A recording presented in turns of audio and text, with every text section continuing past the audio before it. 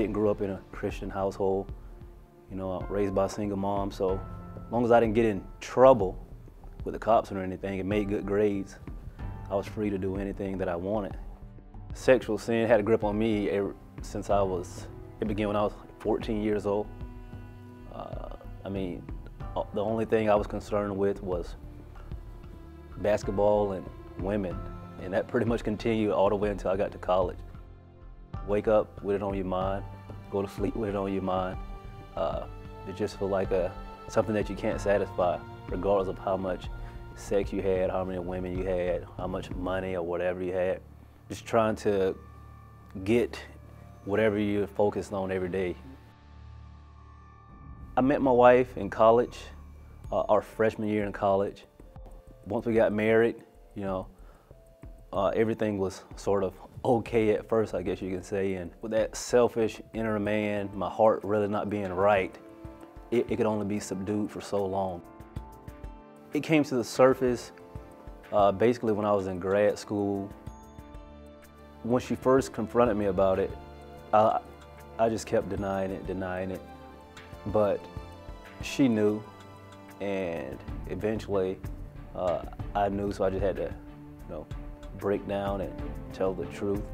She was very hurt, very upset, just, you know, feeling betrayed, all those feelings that the wives feel for good reason.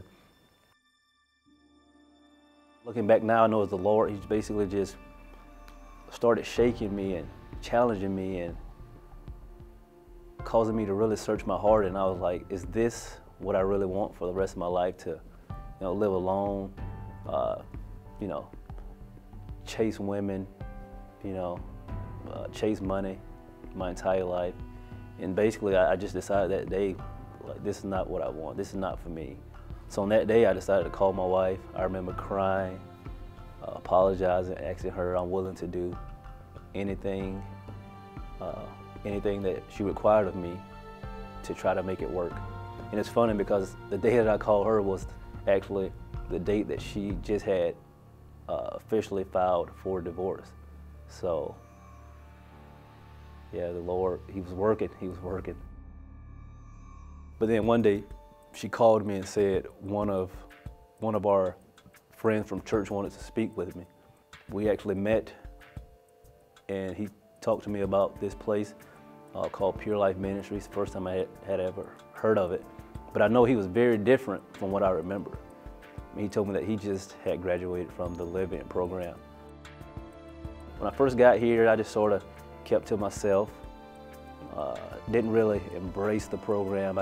Wasn't trying to embrace Jesus at first. I was just trying to basically get through the program, make my wife happy, so that I can get my life back.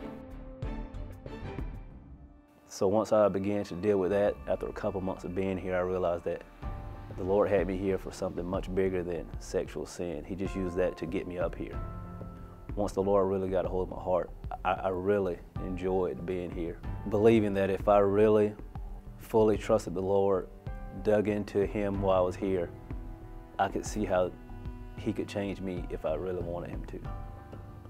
Now, being a free man, loving the Lord, loving my family, as opposed to beforehand when you have so many secrets, you're hoping that someone doesn't find out the real you.